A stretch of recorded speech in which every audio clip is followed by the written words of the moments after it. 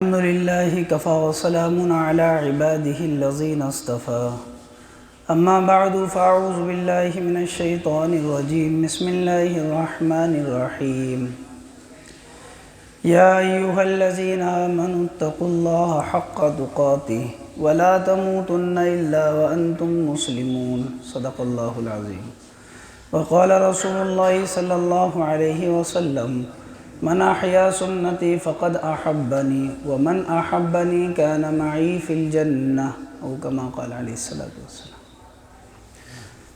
میرے بھائی محترم بزرگوں اور دوستو، حضور اکرم صلی اللہ علیہ وسلم کی سیرت طیبہ سے متعلق بات چل رہی ہے۔ آپ علیہ السلام کا صحابہ کرام کے ساتھ خیبر پہنچنا اور خیبر کی فتح، اس کا تذکرہ چل رہا تھا۔ حضور اکرم صلی اللہ علیہ وسلم جب خیبر کے اندر موجود تھے تو آپ علیہ السلام کا نکاح حضرت صفیہ رضی اللہ تعالی عنہ سے ہوا۔ حضرت صفیہ رضی اللہ تعالی عنہ یہ خیبر کے یہودی کی بیٹی تھی، جن کو آپ علیہ السلام نے اس بات کا اختیار دیا تھا کہ تم چاہو تو آزاد ہو اور اپنے بچوں کے ساتھ جہاں چاہو وہاں رہ سکتی ہو، اور تم چاہو تو میں تم سے نکاح کر لوں، یہ آپ نے ان کو اختیار دیا تھا۔ انہوں نے آپ علیہ السلام کی معیت اور آپ علیہ السلام کے نکاح میں ہونا پسند کیا، اور اس کے پیچھے بھی ایک وجہ تھی۔ حضرت صفیہ رضی اللہ تعالی عنہ خود بتاتی ہیں، جب ان کا نکاح اللہ کے نبی علیہ السلام سے ہوا اور یہ آپ علیہ السلام کے یہاں پہنچی تو آپ نے دیکھا کہ ان کی آنکھ کے نیچے ایک نیلا نشان تھا جو نیل کا پڑ جاتا ہے۔ اللہ کے نبی علیہ السلام نے پوچھا، صفیہ یہ نشان کیسا ہے؟ تو انہوں نے اپنا ایک واقعہ بتایا۔ فرمایا کہ میں میرے سابقہ شوہر کی گود میں سر رکھ کر سو رہی تھی۔ حضور سے پہلے ان کے 2 نکاح ہوئے تھے، تو دوسرا جو نکاح ہوا تھا تو ایک یہودی تھا، اس سے ان کا نکاح ہوا تھا، کیونکہ یہ بھی یہودی کی بیٹی تھی، تو وہ حضور کے مقابلے میں آیا تھا اور خیبر کے موقع پر وہ قتل ہو گیا تھا۔ تو انہوں نے اپنا واقعہ بتایا کہ سابقہ شوہر کی گود میں سر رکھ کر سو رہی تھی، تو میں نے ایک خواب دیکھا کہ آسمان سے چاند میری گود میں آ گیا۔ تو میں نے اپنے شوہر سے کہا کہ میں نے ابھی ایسا خواب دیکھا ہے، تو اس نے غصے میں میرے ایک زوردار تماچا مارا اور اس نے کہا کہ تو مدینہ کے بادشاہ، یعنی اللہ کے نبی علیہ السلام کے لیے کہا کہ تو مدینہ کے بادشاہ کے نکاح میں جانا چاہتی ہے۔ آسمان سے ایک چاند دیکھا جو میری گود میں آ گیا، جس کی تعبیر یہ تھی کہ حضور صلی اللہ علیہ وسلم سے ان کا نکاح ہوگا۔ تو آپ کے اس نکاح کے پیچھے یہ تعبیر، یہ خواب تھا، جس کی وجہ سے حضرت صفیہ رضی اللہ تعالی عنہ نے آپ کے نکاح کے اندر ہونا پسند کیا۔ جب اللہ کے نبی علیہ السلام کے ساتھ ان کا نکاح ہوا تو نکاح کے بعد دوسرے دن جو ہے ولیمہ بھی ہوا۔ صحابہ فرماتے ہیں کہ آپ کا یہ ولیمہ جو اتنا سادہ تھا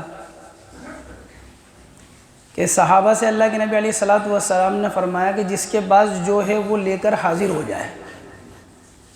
تو کوئی صحابی پنیر لے کر آ گئے، ان کے پاس پنیر موجود تھا، کسی کے پاس کھجور موجود تھی تو وہ کھجور لے کر آ گئے، کسی کے پاس گھی موجود تھا تو وہ گھی لے کر آ گئے، اور اس طرح سب کو ملا کر ایک حلوہ سا تیار کیا، اور یہی ولیمہ تھا۔ شادی سادہ ہوتی ہے۔ آپ علیہ السلام نے نکاح کو آسان بتایا اور آسان کر کے بتایا۔ اس نکاح کے اندر بڑی برکتیں ہوتی ہیں جس کے اندر خرچ کے اعتبار سے کمی ہو، فضول خرچی اور اسراف نہیں ہو۔ آپ نے صحابہ ہی سے کہا کہ جس کے پاس جو چیز موجود ہے وہ لے کر آ جائیں، اور ایک دسترخوان پر جمع ہوئے، جو موجود تھا وہ سامنے پیش کر دیا گیا، اور یہ نکاح کا ولیمہ ہو گیا۔ ہمارے ذہنوں کے اندر نکاح کے ولیمے کا مطلب ہوتا ہے یا تو بکرے کا گوشت، یا ہمارے ذہنوں میں نکاح کے ولیمے کا مطلب ہوتا ہے کہ کوئی وفر کھانا ہو، یا ولیمے کا مطلب ہم کم سے کم درجے کا یہ تو سمجھتے ہی ہیں کہ کم سے کم مرغا اور بولر تو ہو ہی، سبزی کو تو ولیمہ ہی نہیں سمجھتے ہیں۔ ولیمے کا کھانا اور اسی طرح لڑکی والوں کے یہاں پر کھانا، اور اس کے اندر جو بے اصولیہ بد اصولیہ جو اس زمانے کے اندر موجود ہو رہی ہیں اور پائی جا رہی ہیں، شاید کہ کسی زمانے میں ایسا گزرا ہو۔ آپ دیکھیں کہ ایک باپ اپنی بیٹی کا نکاح کرتا ہے، اس کی شادی کرتا ہے، اور وہ اس نکاح کے اندر اپنے اعتبار سے پوری کوشش کرتا ہے، اپنی کوشش میں کوئی کمی نہیں چھوڑتا ہے۔ اس کوشش کے باوجود جو سامنے سے بارات آنے والی ہوتی ہے، وہ باپ ڈرتا رہتا ہے اپنی عزت کے بارے میں کہ کہیں آنے والوں کے استقبال میں اور آنے والوں کے لیے کھانے میں کوئی کمی نہیں پڑ جائے، اور وہ خود کھانا نہیں کھاتا اس وقت تک جب تک کہ سب کام نہیں نمٹ جائے، آخر تک بھوکا رہتا ہے، سوچ میں رہتا ہے، فکر میں رہتا ہے، سب نمٹ جائے، سب کھا لیں۔ حتیٰ کہ بعض لوگوں کو تو یہاں تک ہوتا ہے کہ ان کو اس دن نئے کپڑے پہننے کا بھی ہوش نہیں ہوتا ہے، وہ اسی فکر میں رہتے ہیں کہ کس طرح کام نمٹ جائے عزت کے ساتھ۔ غیروں کا تو کیا کہنا کہ مسلمانوں کے اندر اللہ اور اس کے رسول کے ماننے والے، اس کے احکامات کو جاننے والے، کھانے کے پیچھے ایسے اندھے اور کھانے کے پیچھے ایسے پاگل ہو رہے ہیں کہ آپ دیکھیں کہ 100 آدمی کی دعوت ہے تو وہ 100 کو ایسے دعوت دے رہا ہے، 100 کو تو لے کے جا ہی رہا ہے، یہ تو فرض عین ہو گیا اس کے لیے، ان کو تو لے کر جائے گا ہی کسی بھی حالت کے اندر، اور اس کے اوپر 150 کو ایسے دعوت دے گا جیسے اس نے وہاں کھانا بنوایا ہے۔ 1000 آدمی کا کام ہے، 1200 پہنچ گئے، اور ایسے نہیں پہنچتے میلے کچیلے، میں اور آپ کیا پہنیں گے، بہترین لباس کے اندر پہنچتے ہیں۔ دوسرے کی عزت کے ساتھ کھلواڑ کرنا، جو اپنے بچے کی بارات لے کر جا رہا ہے، وہاں جس کے یہاں لے کر جا رہا ہے اس کی عزت بھی اس کی عزت ہے، پھر بھی یہ نہیں سمجھ رہا۔ باراتی 300 کم ہوتے ہیں، 500 باراتی کم ہوتے ہیں، اتنے باراتی ہونے کے باوجود اس سے زیادہ لے کے چلے جاتے ہیں، اور سارا نظام درہم برہم سامنے والے کا۔ آپ دیکھیں حضور اکرم صلی اللہ علیہ وسلم نے 1400 سال پہلے تقریباً کیا بات ارشاد فرمائی، فرمایا جو آدمی بغیر دعوت کے کسی کے یہاں کھانے چلا جاتا ہے، چوروں کی طرح جاتا ہے، ڈاکوؤں کی طرح وہاں سے نکلتا ہے، لٹیروں کی طرح۔ ابو داؤد شریف کی روایت ہے کہ چوروں کی طرح داخل ہوتا ہے اور لٹیروں اور ڈاکوؤں کی طرح نکلتا ہے وہاں سے، کسی کا نظام خراب کرنا انتہائی بے غیرتی کی بات ہے، چاہے وہ دعوت ولیمہ ہو، چاہے وہ لڑکی والوں کے یہاں کھانا ہو۔ اگر آدمی کسی کو کسی کے یہاں بغیر دعوت کے لے کر جا رہا ہے، اس کی ذمہ داری بنتی ہے، پہلی بات تو یہ بغیر دعوت کے لے کر جا رہا ہے، یہی اس کے لیے درست نہیں ہے، اس کو کیا حق ہے کسی کے یہاں لے جانے کا، اور پھر اس کی ذمہ داری بنتی ہے کہ جس کے یہاں دعوت میں لے کر گیا ہے اس سے اجازت لے۔ ایک صحابی نے حضور صلی اللہ علیہ وسلم کی دعوت کی اور یوں فرمایا کہ آپ کے ساتھ 4 ساتھی کو اور لے کر آ جانا۔ اللہ کے نبی علیہ الصلوۃ والسلام 4 صحابہ کو لے کر راستے میں چل رہے تھے، تو ایک صحابی آپ کے ساتھ ہو گئے، حضور چل رہے ہیں تو ایسا ہوتا ہے کہ آپ کے ادب احترام میں چلنے لگ گئے، نہیں معلوم کہاں جا رہے ہیں، تو ایک ساتھی ساتھ ہو گئے۔ تو جس کے یہاں دعوت تھی، جن صحابی کے اللہ کے نبی علیہ الصلوۃ والسلام دروازے پر رکے اور آپ نے فرمایا تم نے 4 آدمی کی کہی تھی مجھ سے لانے کی، لیکن یہ راستے میں ساتھ ہو گئے، اگر تم چاہو تو ان کو اجازت دے دو، تم چاہو تو منع کر دو، یہ واپس چل جائیں گے خوشی کے ساتھ۔ اللہ کے نبی علیہ السلام سے وہ صحابی کہنے لگے نہیں حضور، ان کو بھی اجازت ہے اور آپ کے 4 ساتھیوں کو بھی اجازت ہے۔ یہ ذمہ داری اس انسان کی جو بغیر اولا لے جانا درست نہیں ہے، لے کر جا رہا ہے تو جس کے یہاں لے کر جا رہا ہے اس کو اطلاع کرے کہ میں اس کو ساتھ لے کر آیا ہوں، تم چاہو تو اجازت دے دو، اور ایسی کیا ضرورت پڑی ہے لے جانے کی۔ اس لیے اس چیز سے بڑا احتراز ہے۔ جانے والے کی غیرت کیسے گوارا کرتی ہے، یار میری دعوت نہیں، میں کیسے پہنچ جاؤں اس کے یہاں پر۔ کھانا اور پینا اور دعوتوں میں شریک ہونا، کیا یہی زندگی کا عین مقصد ہے؟ لقمے کی لذت زبان تک، اور زبان کے نیچے کے آنے کے بعد گندگی، اور عزت وہ ہمیشہ کی آدمی کی۔ اللہ کے نبی علیہ السلام نے ارشاد فرمایا صحابہ سے کہ جس کے پاس جو موجود ہے وہ لے کر آئے، پنیر لے کر آئے، گھی لے کر آئے، کھجور لے کر آئے، اور یہ دعوت ولیمہ ہوئی۔ حضرت صفیہ رضی اللہ تعالی عنہ حضور صلی اللہ علیہ وسلم کے زوجہ محترمہ، فضائل کے حامل ہیں۔ ایک مرتبہ حضرت حفصہ رضی اللہ تعالی عنہ جو حضرت عمر رضی اللہ عنہ کی بیٹی تھی، سوتن ہوتی ہیں آپس کے اندر، کوئی بات بھی ہو جاتی ہے، تو انہوں نے باتوں باتوں میں کہہ دیا کہ تم تو یہودی کی بیٹی ہو، ایسے کہا، تو رونے لگ گئی ہیں۔ اللہ کے نبی علیہ السلام جب آئے تو اللہ کے نبی نے پوچھا کہ صفیہ کیوں رو رہی ہو تم؟ انہوں نے فرمایا کہ آج مجھے حفصہ نے ایسا کہا، اور ایک روایت میں حضرت زینب کے بارے میں حضرت زینب نے ایسا کہا۔ اللہ کے نبی علیہ السلام نے فرمایا صفیہ کیا تم نے ان کو یہ نہیں بتایا کہ تم ایک نبی کی بیوی ہو، اور ایک نبی کی بیٹی ہو، اور ایک نبی کی بھتیجی ہو؟ یہ حضرت ہارون علیہ السلام کی اولاد میں سے تھی حضرت صفیہ، اور حضرت موسیٰ علیہ السلام ان کے چاچا لگتے تھے، ان کی اولادوں میں سے تھی۔ تو فرمایا کہ انہوں نے یہ کہا تو تم نے ان کو جواب نہیں دیا، تم یوں کہتی کہ میں تو ایک نبی کی بیوی ہوں، ایک نبی کی بیٹی ہوں، اور ایک نبی کی بھتیجی ہوں۔ اب بڑی فضائل کی حامل تھی۔ حضرت صفیہ رضی اللہ تعالی عنہ کے متعلق روایتوں کے اندر آتا ہے کہ اللہ کے نبی علیہ السلام ایک مرتبہ اعتکاف میں تھے، تو یہ مسجد میں آپ سے ملنے کے لیے آئیں، بات کرنے کے لیے آئیں گے اسی مسئلے سے متعلق۔ تو آپ علیہ السلام نے ان سے بات کی، اور بات کرنے کے بعد یہ جا رہی تھی تو آپ دروازے تک ان کو چھوڑنے کے لیے گئے،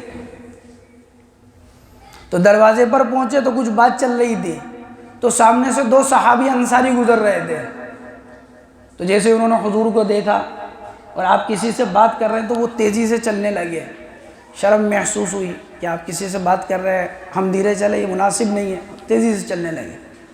تو اللہ کے نبی نے ان دونوں صحابی کو روکا اور یہ فرمایا کہ تم آہستہ چلو، رک کر چلو، اور یہ میری بیوی ہے صفیہ۔ تو ان دونوں صحابی نے کہا سبحان اللہ، اللہ کے نبی کیا ہم آپ کے بارے میں کوئی غلط گمان کر سکتے ہیں کہ آپ کس سے بات کر رہے ہیں؟ غلط گمان ہمارے ذہنوں میں بھی آ سکتا ہے۔ اللہ کے نبی علیہ السلام نے فرمایا نہیں، میں جانتا ہوں تمہارے ذہنوں میں میرے لیے بات نہیں آ سکتی، لیکن ان الشیطان یجری من الانسان مجری الدم، شیطان انسانوں کی رگوں میں ایسے دوڑتا ہے جیسے انسان کی رگ میں خون دوڑتا ہے، جیسے خون دوڑتا ہے ایسے شیطان رگوں میں دوڑتا ہے۔ تو تمہارے دل میں ہو سکتا ہے کہ وہ وسوسہ ڈال دیتا کہ کس سے بات کر رہے ہیں، بدگمانی پیدا کر دیتا ہے، اس لیے میں نے تمہیں اس کی بات کی وضاحت دی، یہ میری بیوی صفیہ ہے۔ ان کا انتقال حضرت امیر معاویہ رضی اللہ عنہ کے دور کے اندر ہوا، اور جنت البقیع میں ان کو دفن کیا گیا۔ سن 7 ہی کے اندر خیبر ہی کے موقع پر صحابہ کرام بھوک کی حالت کے اندر تھے، اور بھوک کی بڑی شدت تھی، تو انبیاء سے معجزوں کا ظہور ہوتا ہے، معجزے ظاہر ہوتے ہیں ان سے، معجزہ جو انسان کو عاجز کر دے، انسان ویسا کر نہیں سکے، وہ اللہ کی مدد سے ایسا ظاہر ہوتا ہے ان سے۔ صحابہ نے فرمایا اللہ کے نبی بڑی بھوک کی شدت ہے، کیا کریں؟ اللہ کے نبی علیہ السلام نے فرمایا 2 بکریوں کو ذبح کرو، اور اس موقع پر ایک روایت میں 1400 صحابہ اور ایک روایت میں 1600 صحابہ تھے، جیسے میں نے گزشتہ ہفتے ذکر کیا۔ تو 2 بکری ذبح کی گئی اور سارے صحابہ کو اس کا کھانا کھلایا گیا. وہ 2 بکری 1600 صحابہ کو کافی ہو گئی. حضور اکرم صلی اللہ علیہ وسلم کو معجزہ.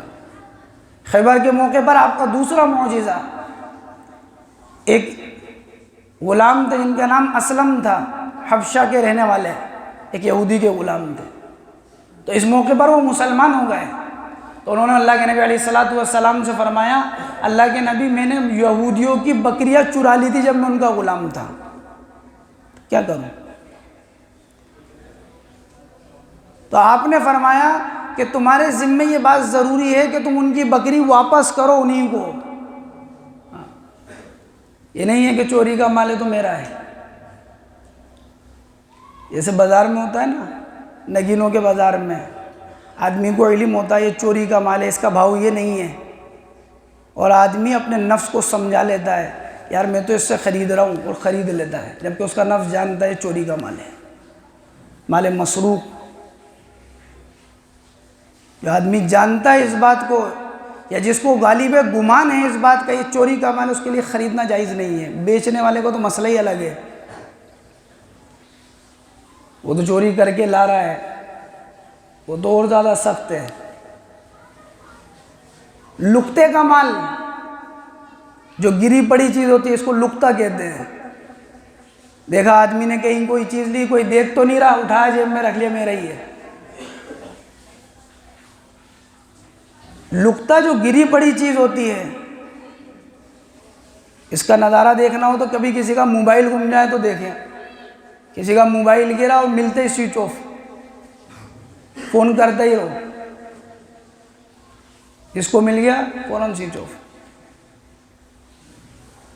لقطے کا مال جو گری پڑی چیز ہوتی ہے اس کا حکم یہ ہوتا ہے کہ اس نیت سے اٹھائے کہ اس کو مالک تک مجھے پہنچانا ہے حفاظت کی غرض سے، اور اس کے لیے کوشش کرے مالک تک پہنچانے کے لیے، مالک تک پہنچانے کی کوشش کرے. اعلان کرے آس پاس میں کسی کوئی چیز گمی ہے کیا، کوئی رقم گمی ہے کیا، اعلان کرے، معلوم کرے. جب اس کو پوری تسلی ہو جائے کہ اب اس کا مالک اس کے ڈھونڈنے سے نہیں ڈھونڈے گا اس کو، اور وہ ڈھونڈ چکا، پھر اس کا حکم ہے کہ کسی غریب کو وہ صدقہ کر دے.